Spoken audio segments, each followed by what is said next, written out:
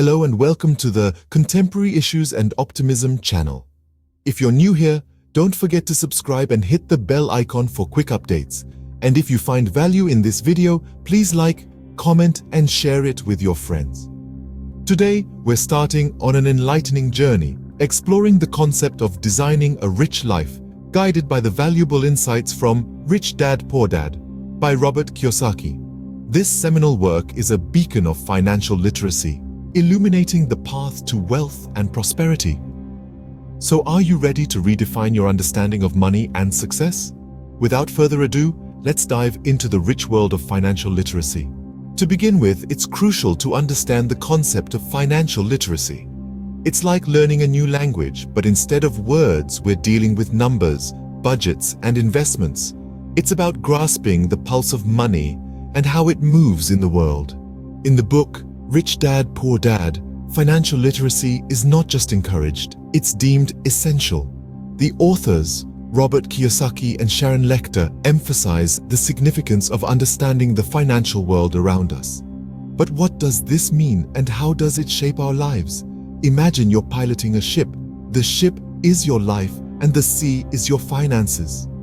Now, financial literacy is your compass, your map. It's what enables you to navigate the currents of cash flow, steer clear of the rocks of debt, and reach the shores of financial stability. Speaking of cash flow, it's one of the key concepts introduced in the book.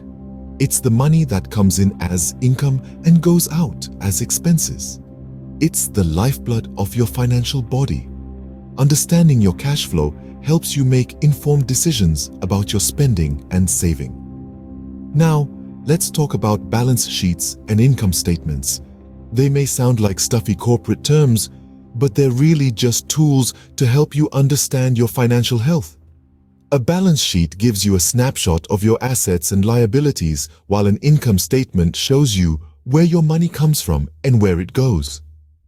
It's like standing on a mountaintop, looking at the landscape of your finances.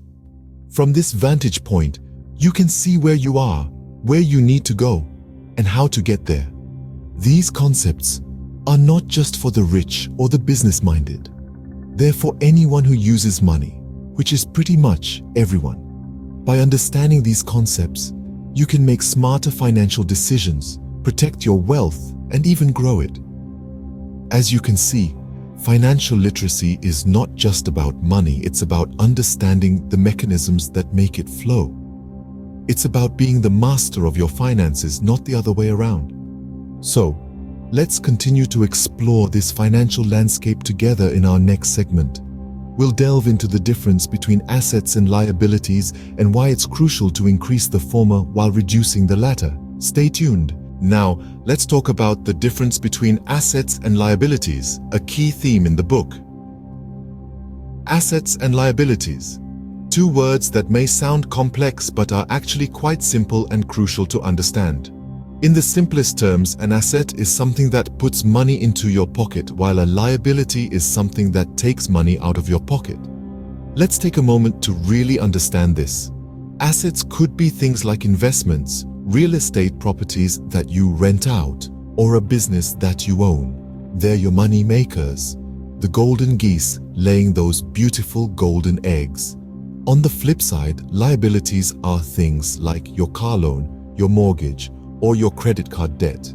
These are the money drainers, the holes in your pocket where your hard-earned cash slips away.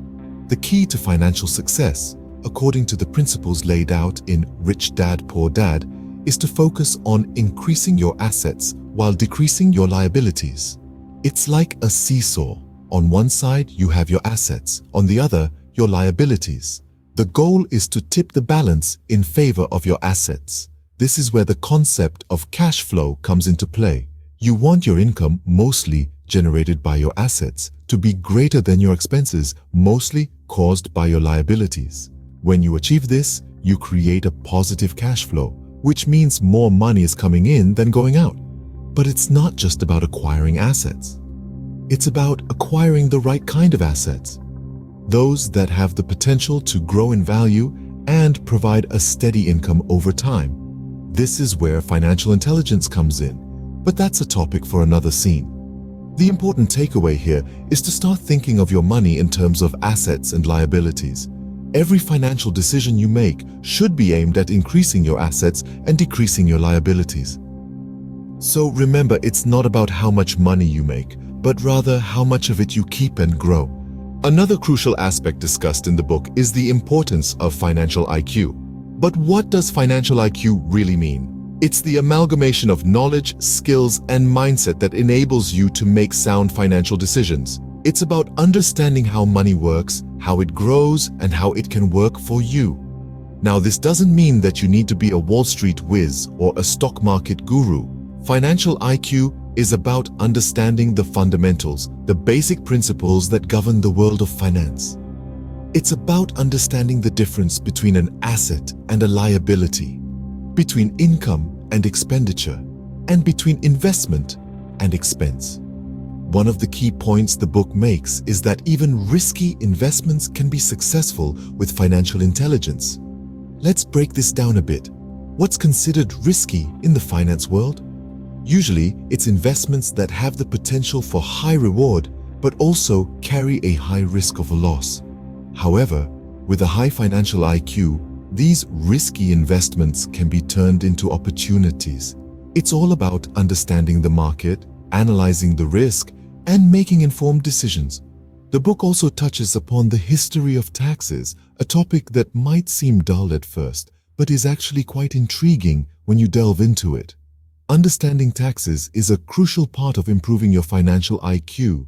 It's not just about knowing how much you need to pay, but also understanding how taxes can impact your savings and investments. It's about knowing the tax laws, understanding the loopholes, and using them to your advantage. So, why is financial IQ so important? Because it gives you the power to control your financial destiny. It equips you with the tools to make smart financial choices, to grow your wealth, and to secure your financial future.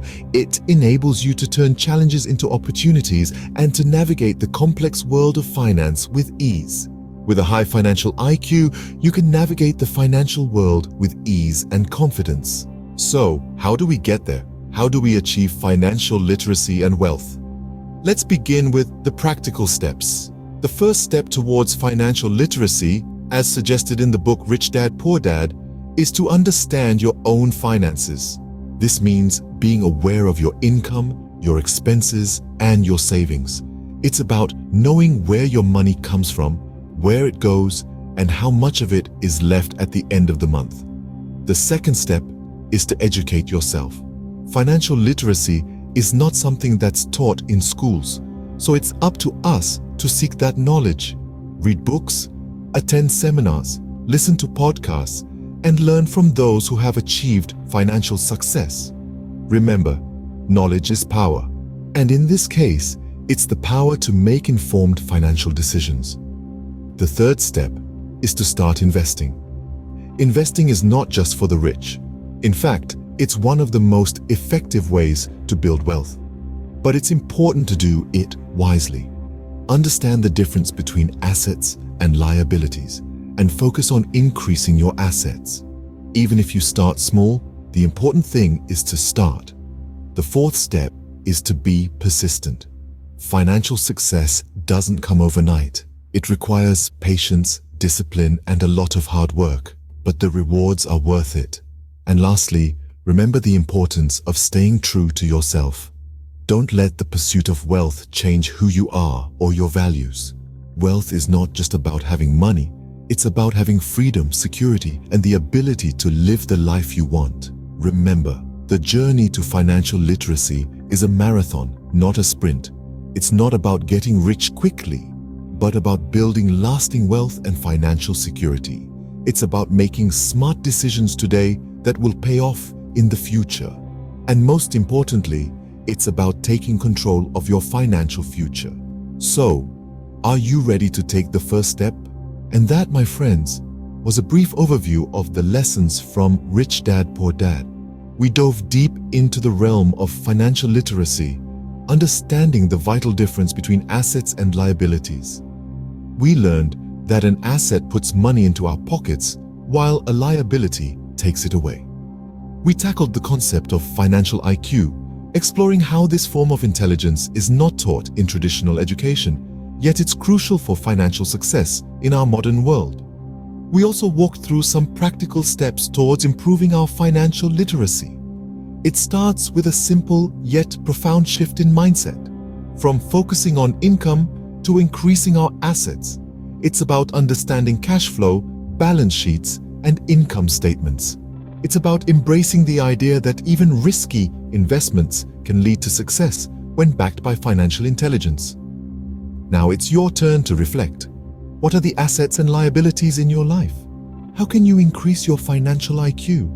What practical steps can you take to improve your financial literacy? Remember, the journey towards financial freedom isn't a sprint, it's a marathon. It requires consistent effort, learning, and growth. Thank you for watching. If you found this video informative, do like, comment, and share. Your engagement not only helps our channel grow, but also spreads this important information to others who might benefit from it. Don't forget to subscribe if you haven't already. We have a lot more insightful content coming your way. Until next time, keep learning, keep growing,